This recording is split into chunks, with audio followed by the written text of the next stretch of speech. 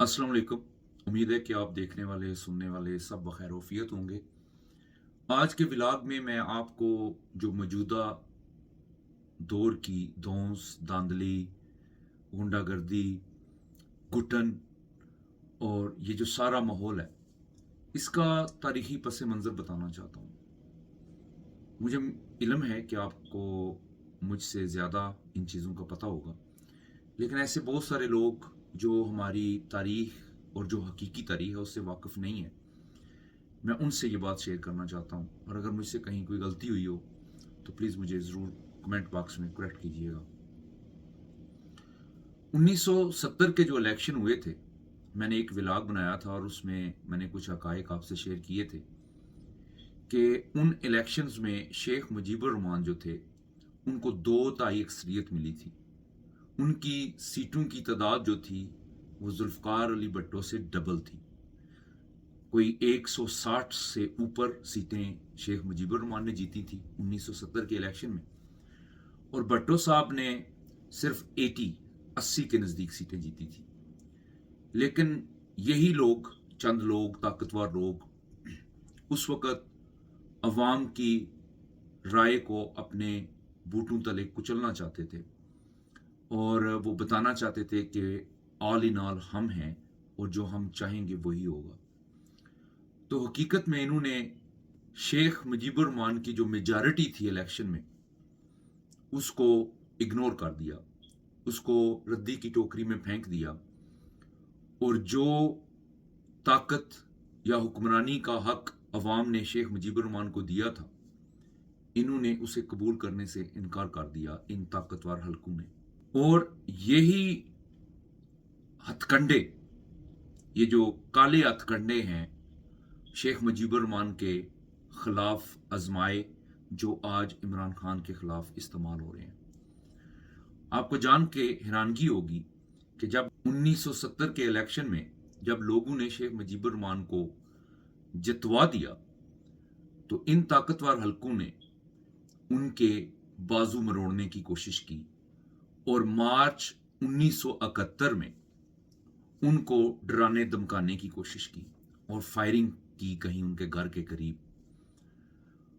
तो उस वक़्त शेख मुजीबुर रहमान ने फिर अपनी कौम को, जो बंगाली कौम थी, उसको खिताब किया और उनसे एक बहुत ही दर्दनाक अल्फाज कहे, जिनका मतन ये था कि बांग्लादेश की धरती पर कोई पाकिस्तानी फौजी ना रहे, और उन लोगों ने बगावत का अलम बुलंद कर दिया फौज के खिलाफ।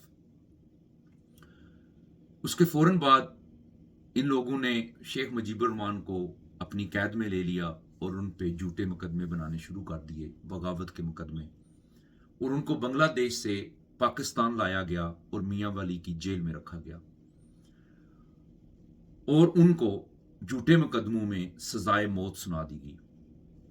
लेकिन चूंकि इंटरनेशनल प्रेशर बहुत ज्यादा था, ये जो सब कुछ किया जा रहा था ये धौंस धांधली की बुनियाद पे किया जा रहा था, कोई हकीकी मुकदमा नहीं था, लिहाजा इनमें ये जुर्रत तो पैदा ना हो सकी कि उसको फांसी के तख्ते पे लटका सकें। लेकिन इन्होंने वो मौत की सजा सुनाई ताकि वो डर जाए और झुक जाए। लेकिन शेख मुजीबुर रहमान इनकी इन काले करतूतों के सामने नहीं झुके। फिर दिसंबर 1971 में भुट्टो मिला शेख मुजीबुर रहमान से जेल में, और उससे डील करने की कोशिश की कि आधी वजारतें तुम ले लो, आधी वजारतें हम ले लेते हैं, और चलो हम चलाते हैं मुल्क का निज़ाम। लेकिन शेख मुजीबुर रहमान ने उसकी ये ऑफर ये कह के रद्द कर दी कि जब तक कि मैं अपने लोगों से मशवरा नहीं करता, मैं तुम्हारी बात का कोई जवाब नहीं दे सकता। लिहाजा उस मशवरे के लिए ज़रूरी था कि शेख साहब को आज़ाद किया जाए, वो बांग्लादेश वापस जाएं, और फिर वो उस बात का जवाब दें। और उसके नतीजे में शेख साहब को छोड़ा गया। शेख साहब सीधे लंदन गए इधर से, और लंदन से सीधे दिल्ली आए। उधर उन्होंने इंदिरा गांधी और उनके जो जितने लोग थे फौज के, उनका शुक्रिया अदा किया।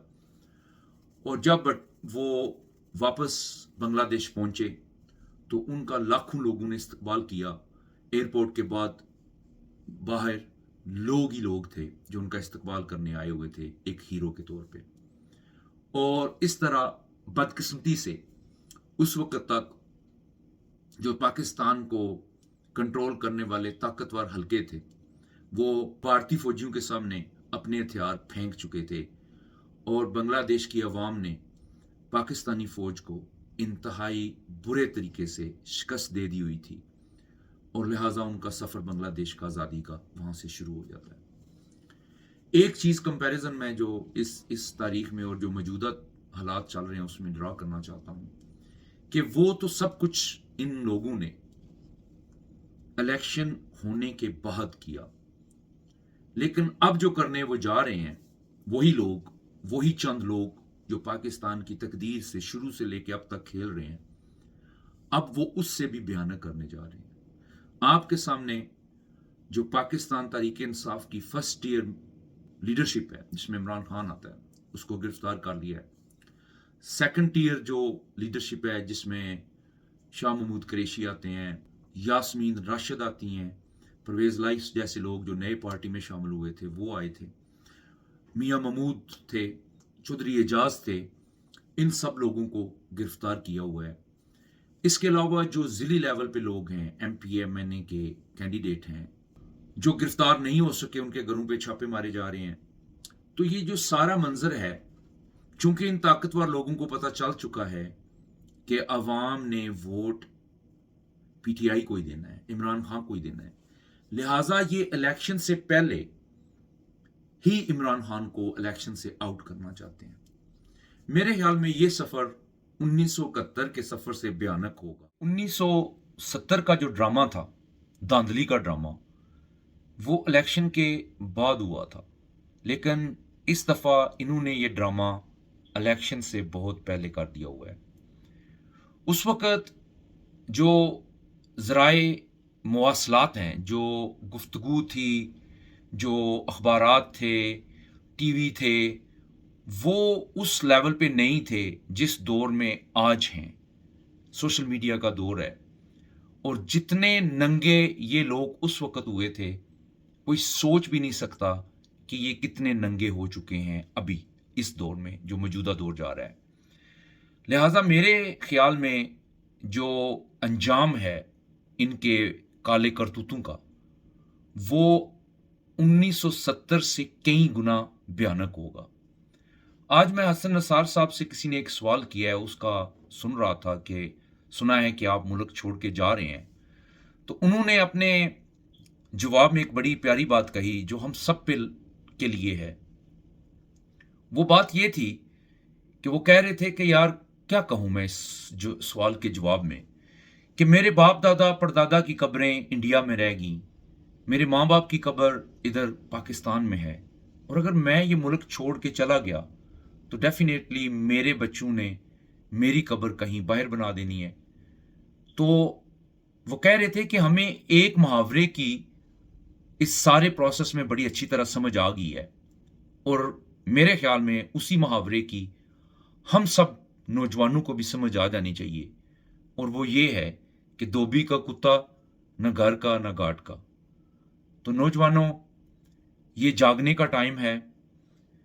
अब आपके सामने जो कंपैरिजन मैंने ड्रा किया है वो आपको नजर आ रहा है कि तहरीक इंसाफ को एक तो होता है इलेक्शन के बाद मुल्क से निकाला जाए, इलेक्शन से पहले ही ऐसे हालात पैदा करके सिस्टम से निकालने की कोशिश की जा रही है।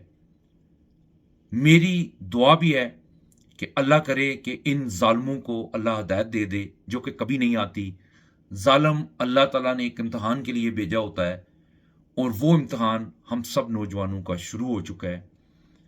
आखिरी उम्मीद सुप्रीम कोर्ट से है और ये जो आने वाले इलेक्शन हैं इनसे है। अगर सुप्रीम कोर्ट ने भी वही रवैया इख्तियार किया जो छोटी वाली अदालतों ने इख्तियार किया है, और इलेक्शन में इन्होंने वही सिलसिला जारी रखा जो अभी ये जारी रखे हुए हैं, और 1970 वाला ड्रामा करने की कोशिश की, तो मेरा नहीं ख्याल कि अंजाम बांग्लादेश से कोई मुख्तलिफ होगा, बल्कि उससे भयानक होगा। अल्लाह करे कि मेरी ये जो सोच है ये गलत हो और उन ज़ालिम लोगों को अल्लाह हिदायत दे दे और वो इस गलती से बाज आ जाएं, इस तबाही से मुल्क को बचा लें।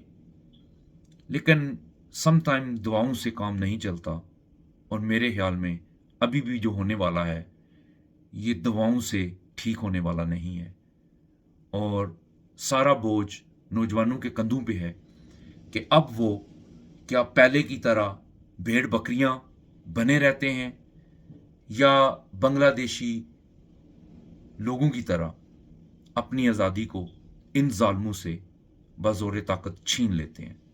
दुआओं में याद रखिएगा। अल्लाह हाफिज़।